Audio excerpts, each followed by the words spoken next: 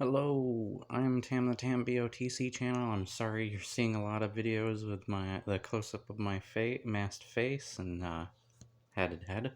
I wanted to talk about what makes something iconic. I watched a video recently that was, I guess, trying to claim against Tolkien fans or whatever. I don't know. And saying like how iconic stuff, I don't even remember the name of the channel. I'm sure once I start talking more, somebody will know what channel I'm talking about. Maybe not. Um, but like I was thinking about like what makes something iconic, and they were talking about how like something pop up um like lasts needing like new versions or like um, some modern stuff to come out about it. I don't know specifics. I agree. I would love to see other takes. That doesn't mean that every new take, is good or works. You have to know when the line has been crossed or when it works or doesn't work. Um, and while I would love to see, I mostly want to see the first age done because the first age is so interesting in the Middle Earth universe. But I would like to see other stuff accomplished. I don't think Rings of Power is that from people that I've heard more genuine about their opinion that have seen it instead of feeling like they were paid to say things. And I would like the show to be good or great even. But at this point, my problem is more to do now with the cast, the writers and the directors and their unprofessional approach towards the audience that they're supposed to be uh, making this for, or at least even if it's a new audience, like they're not showing themselves to be very professional or even kind, at least with some of those other products. And this has nothing to do with like diversity or any of that crap.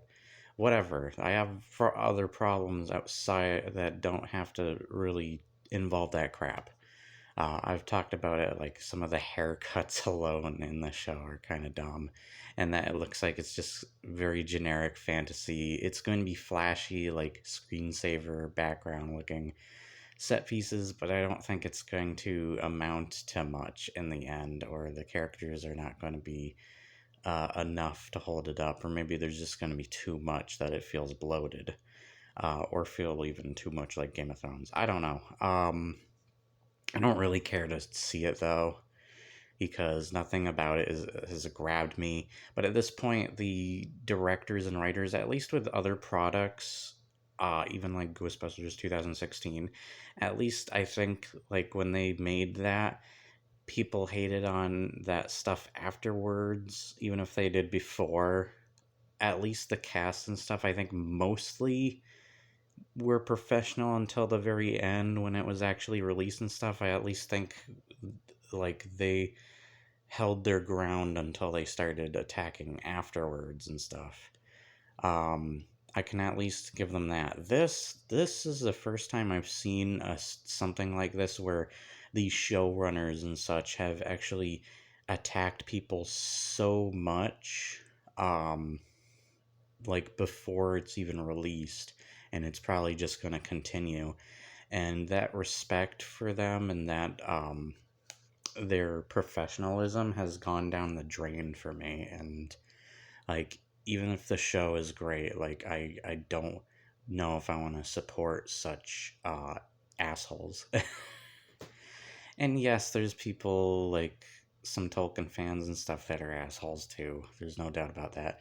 But coming back to like making something iconic, you need to know when it works and when something is timeless, I should say. I was mostly talk about something being timeless. Um, Take for example Terminator. So Terminator 1 and 2 have become very timeless, very memorable, iconic films.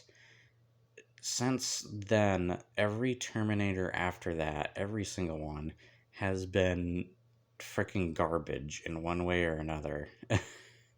they haven't been able to achieve that greatness ever again, and I think it's because they mostly try to do that or repeat that. Even when they do something new, it doesn't entirely work.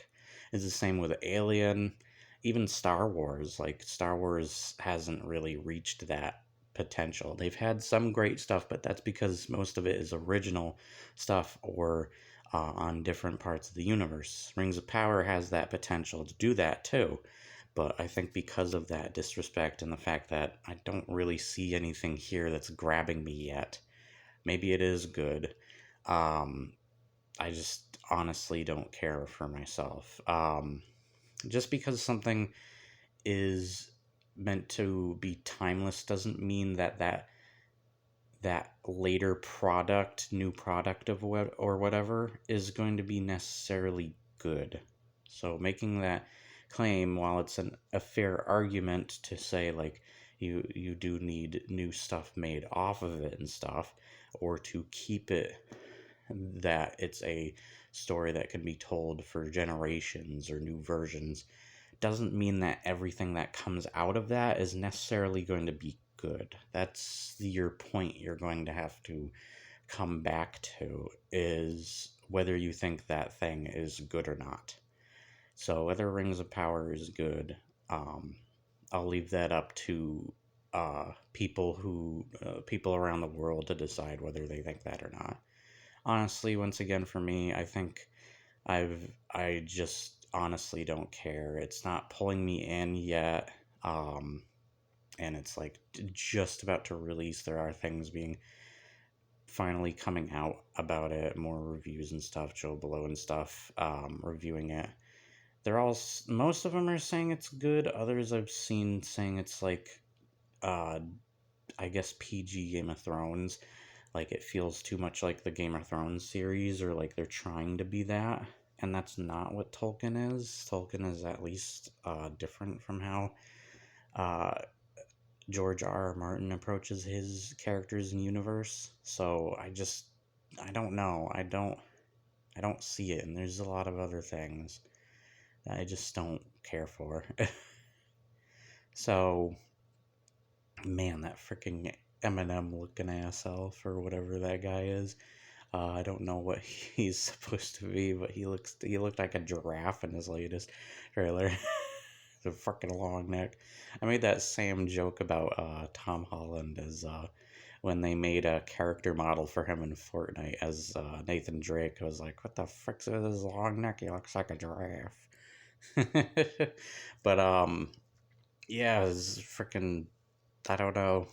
I'm not being grabbed. I don't really care. That's just me personally. Even though I've said the things I said, mostly because I think that like this is a opportunity that could be a big deal to a lot of us, because this is such a show that has a big budget behind it. But I don't feel like it is true to Tolkien's work or doing it any kind of justice.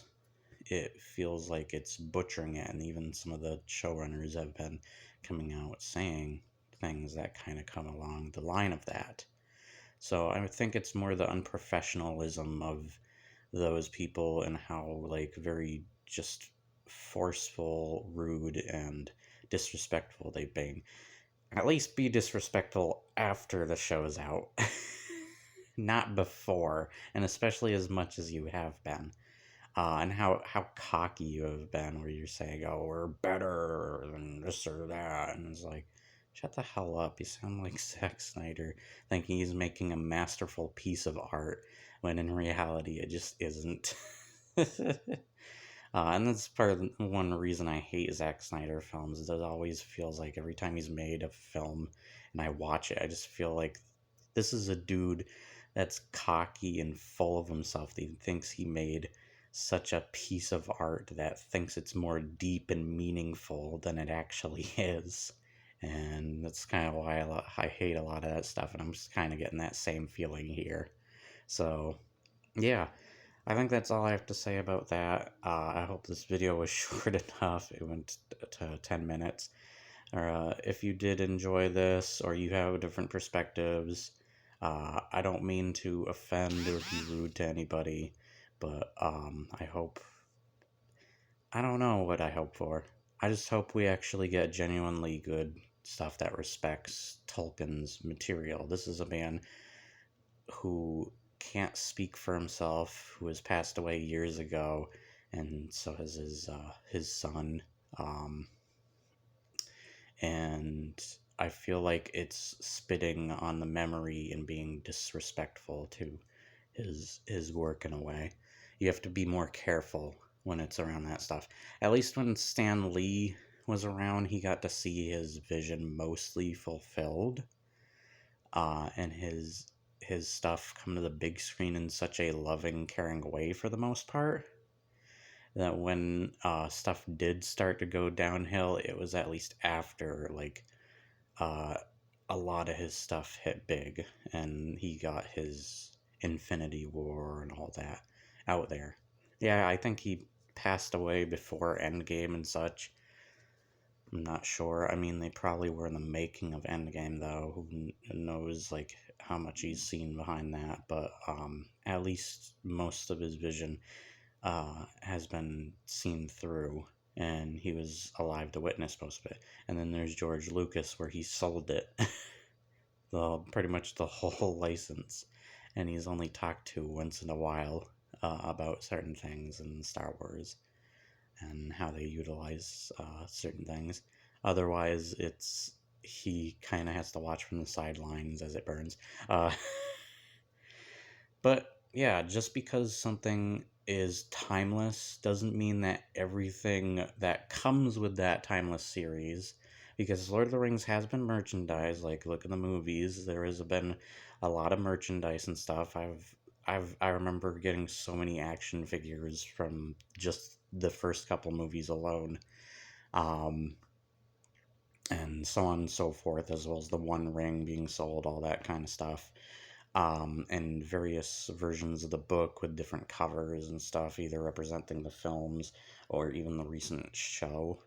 But yeah, like you need to know when to draw the line when something is a good or bad representation of that series, or how it's written, its characters, its story, and everything else, how it approaches that stuff. Not everything that comes out of an iconic or timeless story that is told, even differently, is going to be necessarily good. So I hope you take something from that. Bye.